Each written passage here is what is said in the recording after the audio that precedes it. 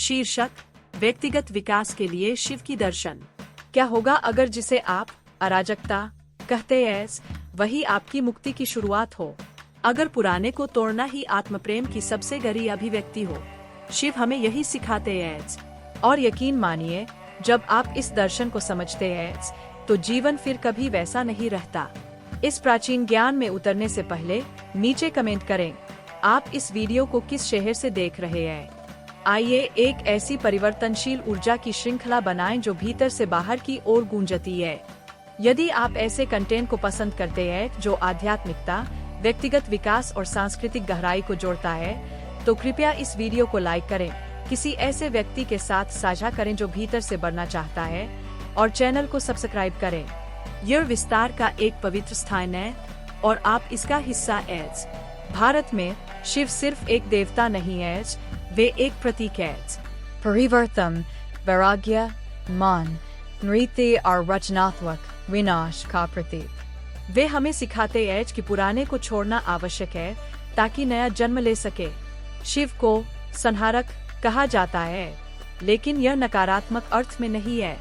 वे जीवन की रुकावटों को हटाते हैं, अहंकार, आसक्ति, सीमित सोच। यह हमें सिखाता है कि त्याग का अर्थ खोना नहीं बल्कि मुक्त होना है।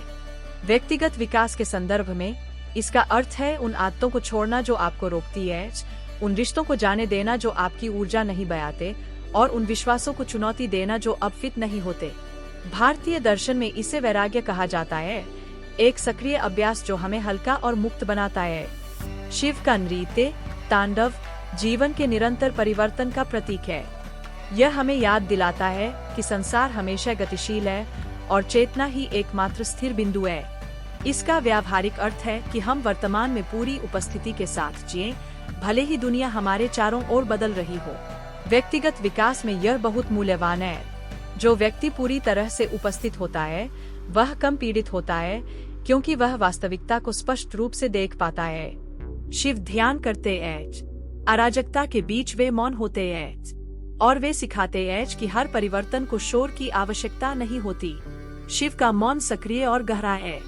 यही वह क्षण होता है जब हम अपनी अंतर्ज्ञान की आवाज सुनते हैं, पुराने घावों को भरते हैं और वे उत्तर पाते हैं जो बाहर नहीं मिलते। यदि आप हर दिन केवल 5 मिनट मौन में बैठें, तो आपका सोचने, महसूस करने और प्रतिक्रिया देने का तरीका बदल सकता है। शिव शक्ति है और कोमलता भी। वे अग्नि है और ध्यान भी। वे विनाश है और सृजन भी।